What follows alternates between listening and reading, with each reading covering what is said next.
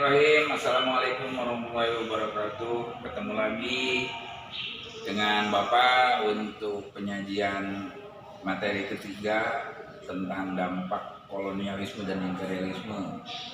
Pembelajaran sejarah sekarang ini setidaknya kalian lebih harus banyak membuka kembali apa yang disajikan, karena memang dampak COVID ini belum diselesaikan. Oleh karena itu sebaiknya kita juga harus terus belajar dan belajar tetap di rumah. Kaitan dengan dampak kolonialisme nanti Bapak sajikan melalui PowerPoint.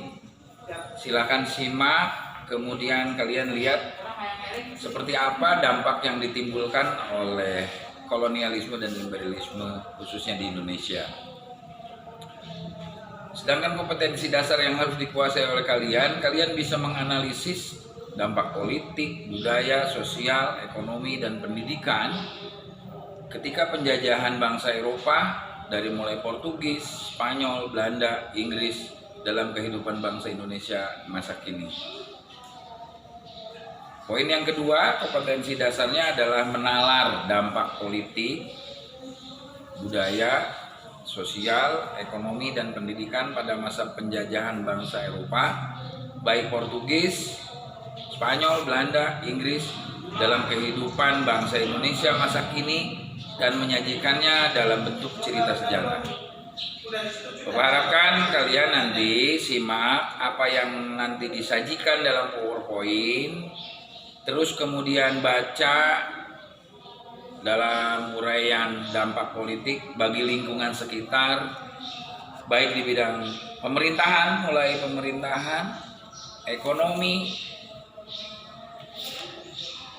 hukum, serta sosial budaya.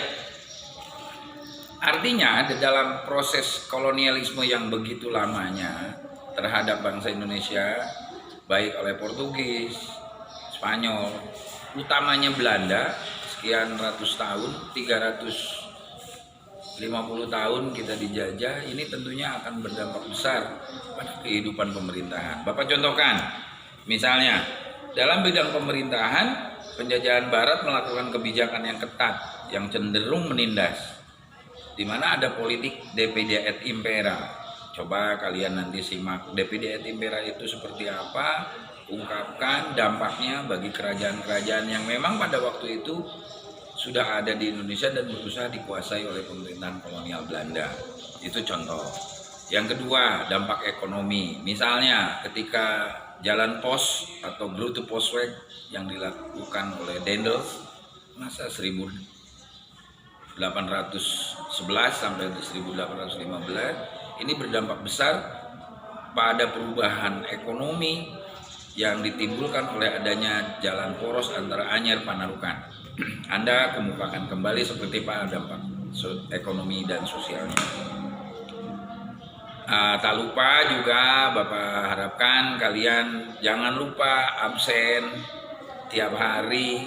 Terus tugas yang diberikan baik itu berupa penugasan langsung melalui classroom atau tugas yang nanti dilakukan oleh Bapak melalui penugasan Japri atau WA, melalui lembar tugas yang harus dikerjakan, Anda kerjakan.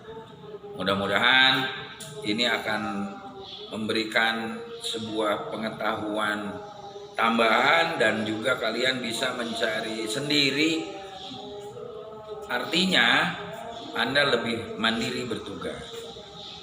Perlu informasi silahkan nanti hubungi ke classroom masing-masing dan WA Bapak.